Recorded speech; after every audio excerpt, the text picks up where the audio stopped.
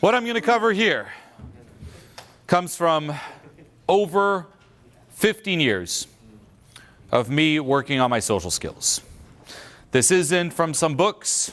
To be honest, I haven't found any good books when it comes to social skills. It's terrible. It's a lot of speculation, a lot of academic thinking, a lot of what sounds good in your mind, but it doesn't come from real life experience. I'm someone who from 2006 on went out in the real world, not in books, real world, and started interacting with people. I've talked to more people than the average person normally would in their entire life. I've talked to more people than probably all of you combined. No joke. And this here is part one of getting good socially. It will come down to a lot of inner work, but there is an external side where, hey, you got to work on yourself. That's the authenticity part, but then you have to also work on the connecting to others part. You want to connect to others, you better know how to read others, how to read them emotionally, how to put yourself in their shoes. It's called empathy, advanced empathy, and how to know exactly what would make sense, what wouldn't make sense, what would connect, what wouldn't, and calibrate to them. The only way you're going to develop this feel is by talking to a lot of people and knowing exactly what to look for and recognizing the different patterns between all of those people. So keep that in mind. You want to get good talking to people? Talk to a lot of people. Take charge of your social life and talk to more people than you naturally should. Say you were to talk to 30 people a day. Time passes, guess what? That's a lot of experience under your belt. But, as I mentioned, that will be on the connecting side. On the expression authenticity side, that is work that you will have to do on the inside. Because it's the foundation. Meaning, if you go out and you're anxious and you're scared and you start pretending to be someone that you're not, you start putting on this front, you start trying to act confident or act fake, well then guess what? Will those references help? No, because they will all be coming from the front, not you. Even in terms of seeing what clicks or not, you're not going to know authentically if you click and with who. Even in terms of getting good references, it's not you who's getting validated, but the front. So it will actually hurt your self-esteem and hurt your confidence. It's going to keep saying, I am only liked when I'm pretending to be this, versus I'm liked for me. So you'll have to learn how to crack open that front, tap into the real you you've been disconnected from a very long time. This is also why advice like be yourself is very accurate, but most people don't know how to be themselves. Who you think yourself isn't really you. It's the front that you've put on and been the majority of your life. So letting go internally, unleashing authenticity, and then from there getting a lot of reference experiences. At a most basic level, you can break down social skills as, social skills, you have on one side 80% of what I call emotional skills. And on the other side, it's 20% of what I call analytical skills. Emotional skills, analytical skills. Emotional is everything that has to do with the vibe. Okay? For example, if you're someone who is very anxious, that's an emotional skill. If you're someone who gets stuck in your head, that's an emotional skill. If you run out of things to say, that's an emotional skill. If you can't have fun, that's an emotional skill. If you can't express your true self, that's an emotional skill. Analytical skill, as we talked about, this is the foundation. This you will develop through reference experiences. The right reference experiences. This will come down to, you could say, polishing that natural vibe. If you've ever heard the term social natural before, it's a thing. Someone who's gone through a certain conditioning, a certain life, and they just feel very comfortable socially. You might have some friends like that. No matter where you go, they can easily talk to people. Everyone just likes them, likes talking to them. They gravitate towards them. You know if that person comes out to a dinner or something, they're going to make it fun. Right? A social natural. That's the emotional skills. Emotional skills alone will get you to that point of being social natural. You can kind of just be loose, be yourself. But then you do need, as we talked about, the analytical to make sure it connects with others and to even polish that expression of you. And this here, you could simplify it as content. Vibe, content. Big mistake people do is they try to work on the vibe and the emotional skills using their analytical mind. No. That looks like, okay, I run out of things to say. What are some, if I analyze this and think, some ways I can not run out of things to say? What are maybe some stories I can memorize or some things I could fall back on, et cetera, et cetera? Terrible. That doesn't solve anything. What solves the emotional skills? One thing and one thing alone. It's 2 words. Letting go. Yes. Letting go. Letting go is what gets you to become a social natural. All of you were born as social naturals. All of you. All of you were way less stifled as children versus you here today. All of you were. This isn't something that's missing within you. It's something that you've buried inside. As you started growing up, you started getting a bit more worried. What do people think of me? Oh, is that how I sound?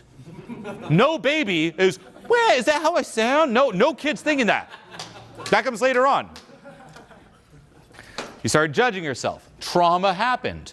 And ultimately, you started disowning and hiding your true self and putting on this front that you've now basically become.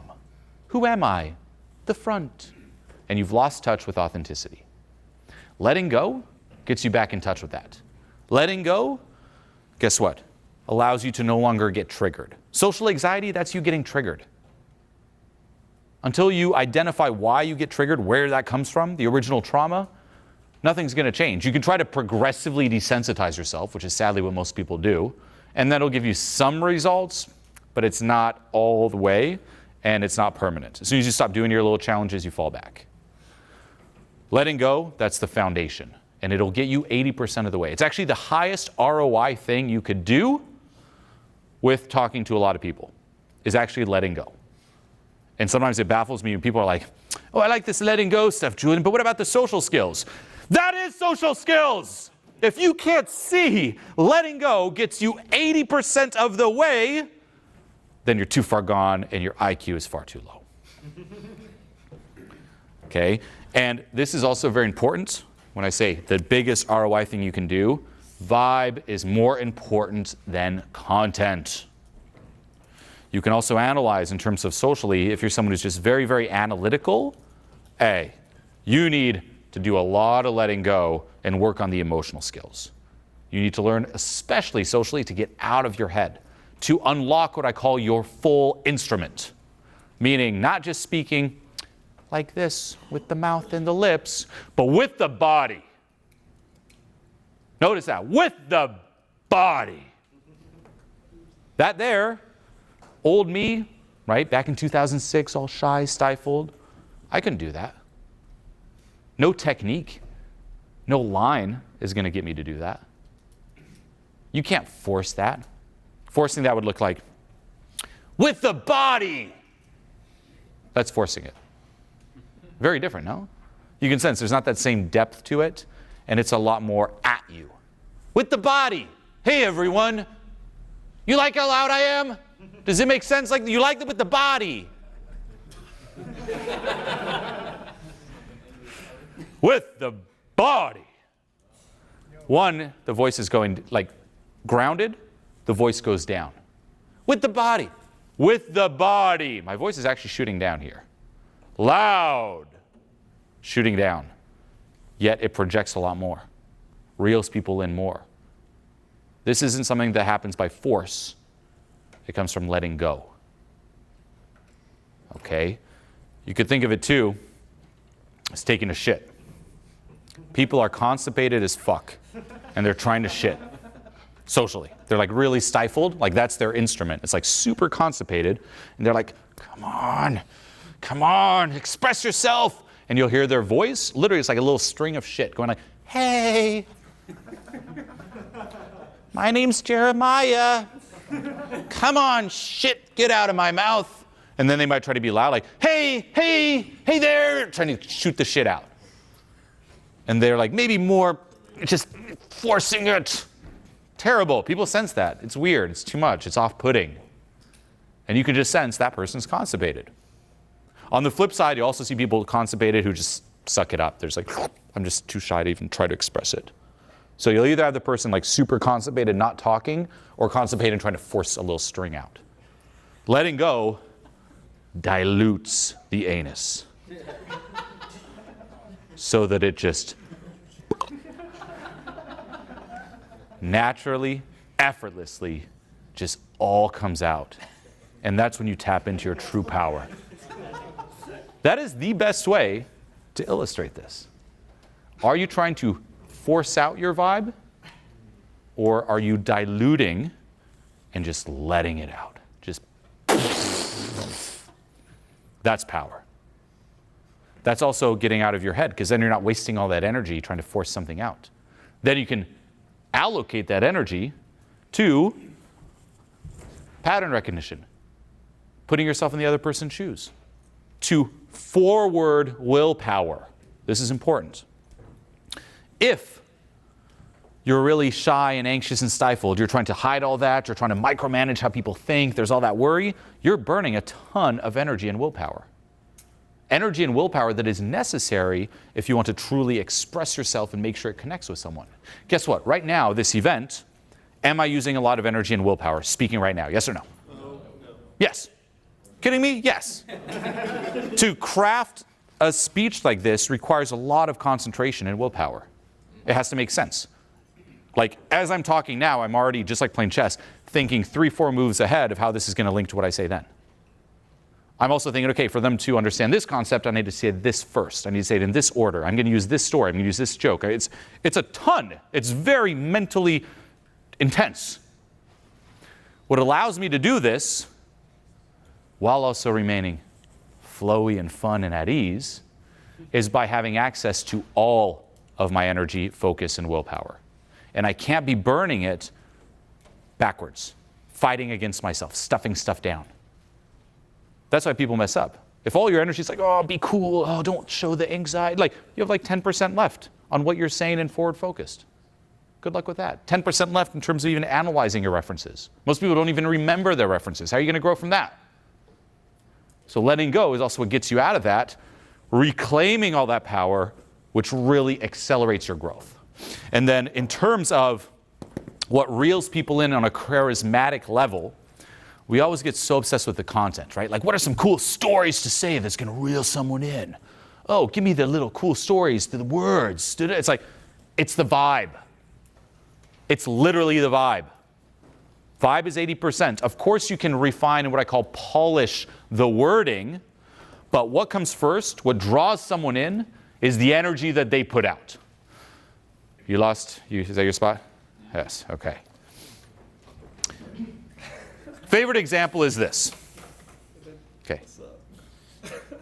Sure, I'm going to have to kick you out. Okay. Yes, again, this is social awareness too. Two in your head, you can't even notice you're disrupting an event. Be aware. That number one lesson for you, wake up, be aware. Okay? Now, the big test that I always like bringing this back to is this. Say you take two people and there's two scripts for a commercial selling you on this pen. Person number one, they did a ton of test studies on the different words that resonate with the audience. Oh, if you say the word moist when talking about this pen, it'll really resonate. So it's all studied and it's this carefully crafted, marketing experts came in, like the script is perfect. The content is perfect. But let's just say that person's vibe is at a 50%. Take someone else, their script, let's just say there is no study, it's 50% as good as the other one. A worse script, but vibe is 100%. Who's going to be more appealing and captivating? The vibe. Vibe comes first. Master that, 80% of the way there. Then, of course, add on the content. And this is how you see people got it the wrong way. They're like working all these words, but it just comes off weird, hollow, Even the words itself, what you're saying, what is it supposed to highlight? The vibe. And this is the other big shift, is that most people try to go out and socialize and put this front and hide behind this front to distract people from who they are. Hey, if I learn these tips and tricks, people won't see that I have nothing to say. If I learn these stories, people will think I'm interesting. If I hide my anxiety, people will think I'm confident. So everything you're saying or doing is designed to distract people. We call this being a social scammer. Sadly, most people. A social master, yes, there are still some tips and tricks involved in the 20%, but they're not meant to distract people from who you are. They're meant to highlight who you are. Saying something, even the story, is meant to highlight how awesome your vibe is. Make sense? Are you, and this is an audit for all of you, whenever you're talking to someone, are you trying to bring their awareness to who you are, or hide and bring it to something that you're not? And at the most basic level, this starts by going first and just being real off the bat. If you're going out and you're like, okay, I need to have more fun, and you even try to jump up to have some more fun, it's better than nothing, but you're still scamming. Why are you not having fun by default? Why do you need to do that to have fun? Okay, I need to build my momentum. No, you don't need momentum. Is there such a thing as momentum? Of course. But it should play a small role. Meaning, I do still get affected by momentum, but my starting point is really damn high. And the momentum just takes me those extra couple percents. For most people, they have nothing. They're all momentum. Not good. That's still scamming. That's the whole, I'm not in state. Now what? Why are you not in state? Let go, and you don't need to make momentum your go-to foundation. If you notice, guess what? I could be quietly standing at the back. I walk up. Hey, how's it going? I don't need momentum. I don't need to warm up. I don't need to do my 2-3 minutes. I'm going to talk a little bit for 2-3 minutes and warm up. No, because I've done the inner work. There's nothing blocking it. There's nothing I need to fight against. And then here's the other trap. If you're relying on momentum, even if you're relying on different stories or things that you say, that becomes your source of confidence. It's not coming from you. It's hurting core confidence. There was a comment recently on a video that I put out. Someone's like, oh, I love that bit of advice. It was just an advice when it comes to conversation skills. It's like, oh, I like that bit of advice. I feel like if you give a lot more bits of advice like that, it's going to help people with anxiety, because then they have all these little bits of tips and tricks they can rely on. And I'm like, okay, well, that's great. They have their spot, yes, but you don't want that to be your foundation. Because what is it going to say? That you are nothing without all the tips and tricks. That's your source of confidence. That's your source of power, not who you are. You'll always feel not confident without it. Your self-esteem will never move up, because the good response, say the good reference, the good reaction, it's not because of who I am, it's because of the little story. It's because of the tip and trick I saw on YouTube. It actually hurts you. You want your source of power and confidence to just come from who you are. Hey, you know what? I can be interesting with a great script. I can be interesting with a boring script. Bring it. And if you're someone who relies way too much on the content, give yourself a challenge. Go out and try to talk about the most boring things, yet make them interesting. And you will be amazed. Even on a deeper level, what defines something that is interesting? If you find it interesting. If you're interested in it, that vibe, that passion will transfer onto the other person. They'll be interested in it too. Right? I actually have a friend, acquaintance, who lives in San Francisco. Like friend, well, more of an acquaintance. I'll see him every now and then. He lives in San Francisco. He's a great guy, though. And he works in the bar scene, restaurant scene. And he's the type of guy where if you go out and you eat something, or he orders a drink or something, he'll describe, kind of like how if you go to a Michelin star dinner, like in great detail, all the subtleties that went into it. So say we're at a restaurant, it's like, oh, did you know that dish, they got this from that thing and this? And the way he talks, content-wise, I mean, even if you actually go to a Michelin restaurant, they give you the description, you don't even understand half of what they're saying. You're just like, ooh, like the vibe affects you. Content-wise, I don't really care what he's saying about this. Oh, and then the fish, they got it there. Okay, cool story. But it actually makes the meal way more enjoyable, and I get sucked into what he's saying. oh, did you know that this drink was infused with da-da-da-da-da? It's like, I don't give a fuck. But because you're into it, I actually kind of do, and I like it, so keep talking about it. Same here. Whatever you're into, actually at a most basic level, I would focus on that. Instead of looking for little cool stories, say, hey, what are some real stories from my life that light me up? What are some topics that I could just talk about forever? And try going out and talking about that. See what happens. Try prioritizing the vibe. Anything you say, it's because it highlights and amplifies the vibe. And you'll be surprised. There was even someone, this is many years ago, I still have the video somewhere. He was, it might be in Transformation Mastery too. It was in Eastern Europe. It was this older guy, very stifled, very sad, Eastern Europe. And you know, he's like, oh, hey, like just all down. And I'm like, when's the last time you smiled? He's like, what's that? And I'm like, okay, when's the last time you're excited? He's like, don't know. So I'm like, give me one thing you find really interesting, really exciting. And he's like, Game of Thrones. This was before the finale. And he was like really into it. I'm like, okay, tell me why you like, tell the whole crowd. You know what? Tell the whole crowd why you like Game of Thrones. And he starts talking. He's like, the Game of Thrones. And at first it's just kind of meek.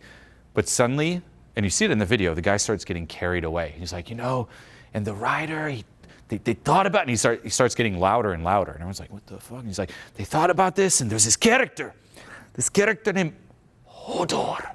And everyone's like, Hodor? He's like, yes. And they thought about it for all these years that hold the door is Hodor. Hold on, and starts going nuts. Everyone's like, who is this? Because he picked a topic that just lit him up. If he does that while out, that is much more charismatic and appealing than him thinking, what would be something that someone else would like to hear about? Maybe I'll interest them with a little bit of content. No, you interest them by being interested in it. You interest them with your vibe.